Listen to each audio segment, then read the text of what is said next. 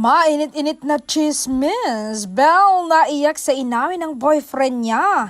Hindi lang si Belle ang naiyak, pati ang mga kaibigan nito. Ito nga ang inamin ng aktor.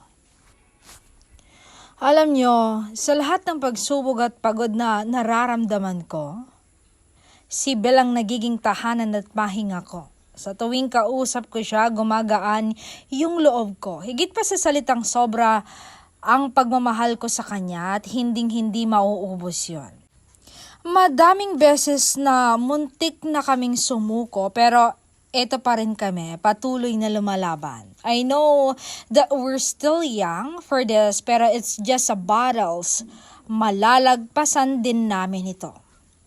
And sa oras na wala akong sila, mayroon akong siya na palagi kong masasandalan. And I didn't fall for her looks. I fall because of her personality. Yung mga asaran namin na parang magtropa lang kami, doon ko nararamdaman ang tunay na saya.